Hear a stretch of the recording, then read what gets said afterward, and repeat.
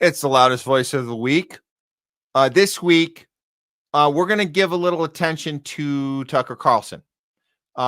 We've seen him be very active, engagement, being very vocal about Epstein, very vocal about Trump, not just letting down his base, but seemingly being tied to the very thing that he said he was fighting against.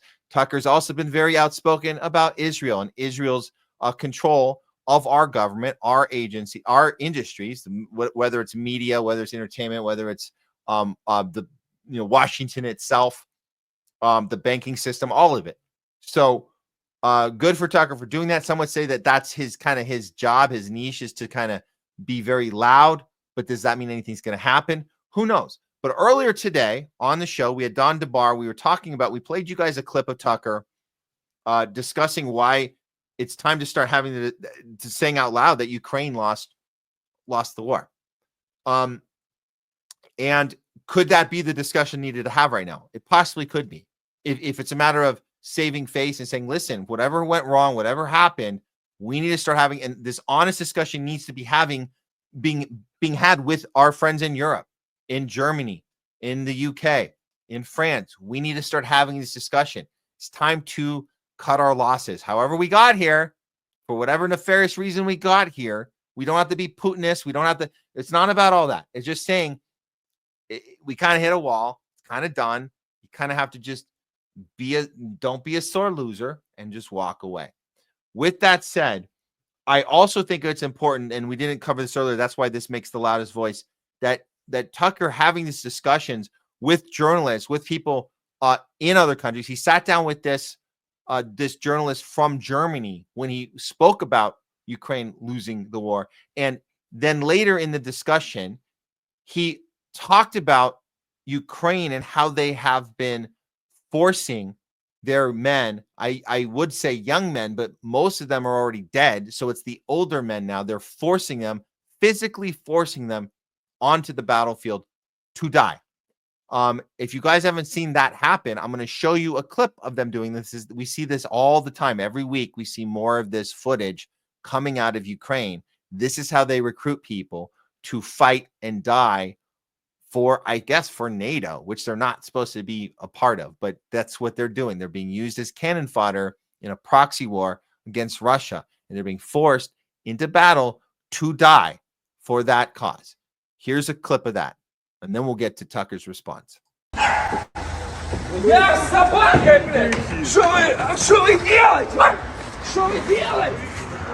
Вибачте, ну собакою, ну. Що ви делаете? Яка квартира? Третий этаж. Давай. Зачем ты меня бьешь? Нет! Нет! Нет! Ты куда? Нет! Нет! Ты телефон взял? Oh, Matt, that just looks like an isolated incident. No, there's tons of this. This has been going on for the last couple of years. This is what they do. They go around and round them up. Does this look like anything familiar? This look like something we might be experiencing here in LA? Maybe an ICE raid? Much worse than I'm not, no disrespect to people dealing with ICE raids, but this is ICE raids times 10 because you're going to your death. That's what's happening. You're not just being deported. You're not even being put into a super prison in El Salvador, which really sucks. This is much worse than that. This is much worse than an El Salvador prison, super prison. This is going to your death. That's what this is. All my liberal friends here in LA with their Ukrainian flags still in their social media profiles think this is totally cool.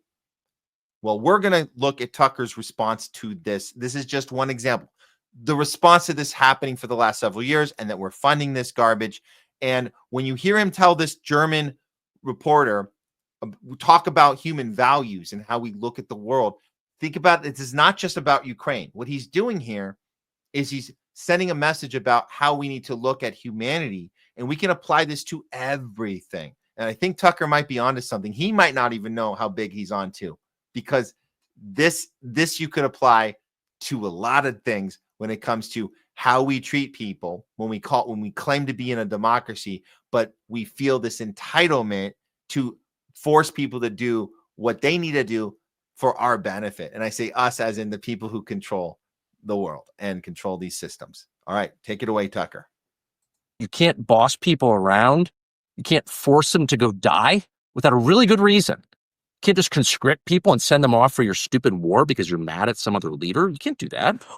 We get to that, to Right. Ukraine, but let's talk first. I want an amen here. Yeah, well, I was in Ukraine a lot, but like... No, it's not about Ukraine. Yeah. It's about how you treat other people. You can't just tell someone, leave your wife and kids and go die because I say so. What? Do you think he's a human being?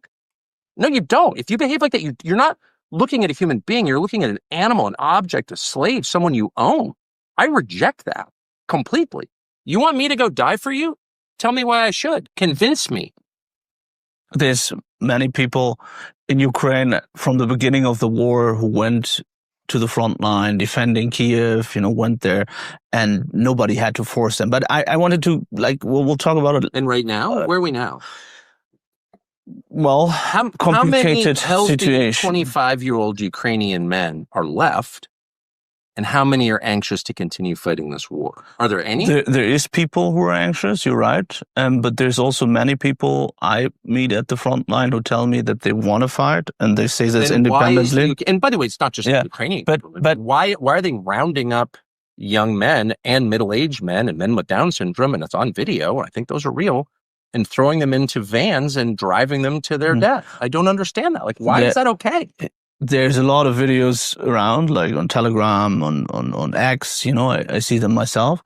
But if you talk to people in the country, it's not that nobody wants to fight and that they all, I'm sure many people do want to fight. Yeah. I'm taking your word for it. I'm just saying, what about the man who doesn't want to fight?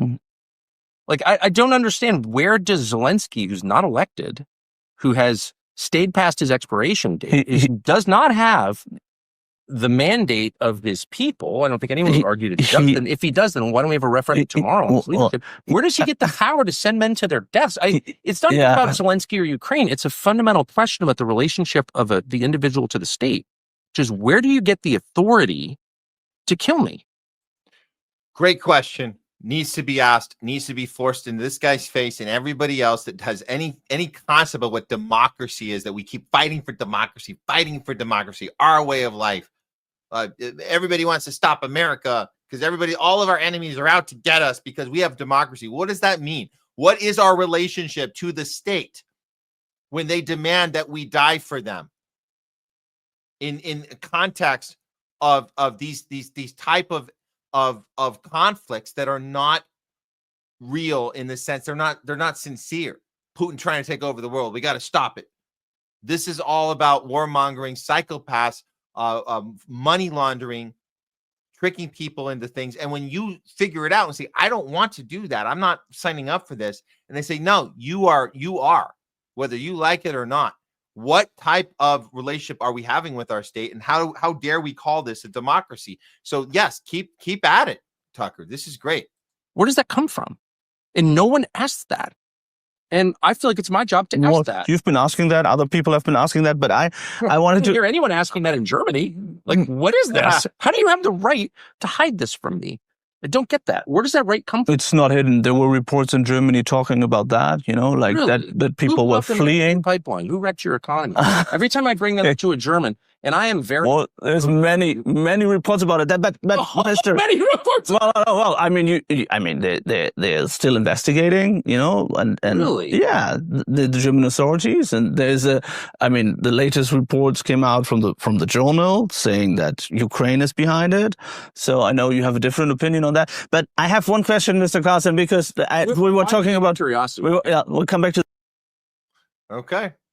Made him uncomfortable, and he should be uncomfortable. So those are the type of conversations we need to have. And again, this is outside of just the U.S. We need to have this with all of our apparent allies in NATO. We need to understand, we're part of a gang. Just so you guys know, we're part of a gang. NATO is a gang. And the way gangs work is that you sign up, then if one of your gang member partners, affiliates, gets into a war or a conflict or a battle or a street fight or a shooting incident, you are entitled to get their back and go wreak havoc and get revenge if they got shot. It's gang behavior. So more than ever, if you're part of a gang like NATO, so this is why you want to talk to people in Germany, talk to their journalists that are stuttering through these interviews. That guy clearly wasn't prepared, but let them know, like, what have we had this discussion? No, we haven't. We haven't had this discussion about what gives the state the right to, if I say I don't want to fight for this shit, you're going to force me to my death, and we're going to pretend that's democracy.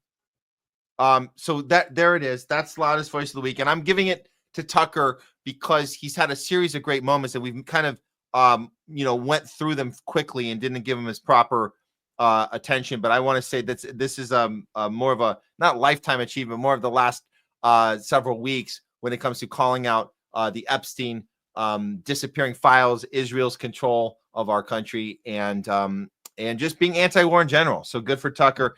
Let's have these conversations ourselves. Let's bring this up with any of our friends and family that still have that Ukrainian flag in their social media. Let's talk to them about this. If they might not even know that Ukraine is behaving this way and going around rounding up dudes that are clearly getting into their 30s, 40s, and 50s because all the 20-year-olds are already dead. So conversations, that's the key. Tucker Carlson, Loudest Voice of the Week.